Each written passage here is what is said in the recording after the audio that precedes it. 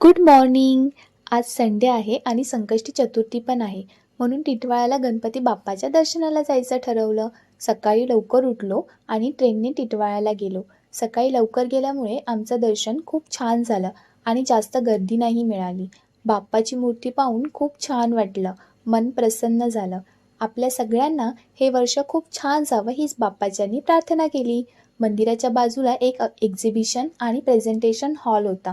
तिथे कंठी, आर्टिफिशियल फ्लॉवर्सचे हार आणि गणपती बाप्पा आणि बऱ्याच देवांच्या मूर्त्या होत्या. पूजेचे सामान पण होतं. आम्ही तिथे थोडी शॉपिंग केली. खूप लवकर निघालो होतो, सो घरी काही नाश्ता नव्हता केला. मग दर्शन झाल्यावर तिथे असलेल्या कॅन्टीनमध्ये नाश्ता केला. मग आम्ही तिथे असलेल्या तलावाच्या इथे गेलो. याच तलावात बाप्पाची मूर्ती मिळाली होती. तलावाभोवती छान गार्डन आहे. तिथे थोडा वेळ फॅमिलीसोबत टाईम स्पेंड करून फोटोशूट केला आणि घरी यायला निघालो.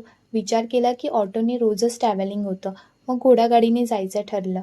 खूप मज्जा आली. मग उतरल्यावर आम्ही घोड्यांना केळी खायला दिली आणि घरी येण्यासाठी निघालो. दुपारचं जेवण हॉटेलमध्येच केलं कारण खूप उशीर झाला होता. हॉटेलमध्ये स्टार्टरमध्ये माझी आणि पप्पांची favourite dish paneer crispy order केली आणि लंच केला. आजचा संडे खूप छान होता. बाय. भेटूया आता नवीन व्लॉगमध्ये.